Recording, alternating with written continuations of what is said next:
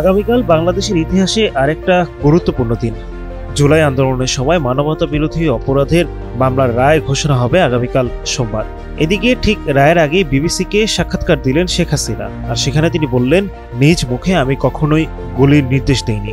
এই দুটি ঘটনাকে কেন্দ্র করে দেশে আবারও তৈরি হচ্ছে উত্তেজনা, প্রশ্ন আর শঙ্কা। জুলাইয়ের ছাত্র জনতার অভ্যুত্থানে মানবতা বিরোধী অপরাধ সংক্রান্ত সব অভিযোগ তিনি পুরোপুরি প্রত্যাখ্যান করেছেন। ক্ষমতাচ্যুত সাবেক প্রধানমন্ত্রী শেখ হাসিনা বিবিসিকে দেয়া সাক্ষাৎকারে বলেন, নিরস্ত্র বেসামরিক মানুষের উপর গুলির নির্দেশ কখনোই দেয়নি। বিচারকে তিনি বলেছেন রাজনৈতিকভাবে নিয়ন্ত্রিত ক্যাঙ্গারু কোর্ট। পাশাপাশি তাকে নাকি আইনজীবী নিয়োগ বা নিজের পক্ষে কথা বলার সুযোগও দেওয়া হয়নি। আর এই বিচারকে তিনি দেখছেন তার দল ও তাকে রাজনৈতিকভাবে নিষ্ক্রিয় করার চেষ্টা হিসাবে। আরএফএল এসডব্লিউআর পাইপি মাপে যা বলে তাই দেয়। RFL SWR pipe and fittings. কিন্তু একই সময় জাতিসংঘের মানবাধিকার তদন্ত দল বলছে, জুলাই অভ্যুত্থানে কমপক্ষে 1400 মানুষ মারা গেছে এবং বিক্ষোভ দমানোর চেষ্টায় সরকারের পক্ষ থেকে পদ্ধতিগত প্রাণঘাতী সহিংসতা চালানো হয়েছিল। এমনকি তদন্তকারীরা বলছেন, আইনশৃঙ্খলা বাহিনীকে গুলির নির্দেশ দেওয়ার সরাসরি প্রমাণ রয়েছে তার বিরুদ্ধে।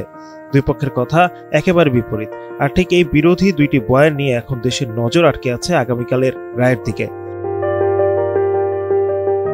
রায় ঘোষণাকে ঘিরে ইতোমধ্যেই দেশে তৈরি হচ্ছে ব্যাপক উদ্বেগ। গত বৃহস্পতিবার ঘোষণা করা হয় রায়ের তারিখ। এরপর থেকেই সামাজিক যোগাযোগ মাধ্যমে ছড়িয়ে পড়ে নানা রটনা, হুমকি। নিষিদ্ধ ঘোষিত দলটি আবারও ঢাকা লকডাউনের ডাক দেয়। 16 ও 17 নভেম্বর দেওয়া হয়েছে শাটডাউন কর্মসূচি। এইসব ঘোষণার পর আইনশৃঙ্খলা পরিস্থিতি দ্রুত বদলে যায়। পুলিশ ও র্যাব সর্বোচ্চ সতর্ক অবস্থায় রয়েছে।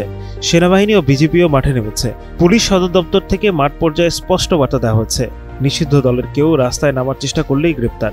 রাজধানীর গুরুত্বপূর্ণ এলাকা, আদালত ও প্রশাসনিক জোনগুলোতে সার্বক্ষণিক নজরদারি জোরদার করা হয়েছে।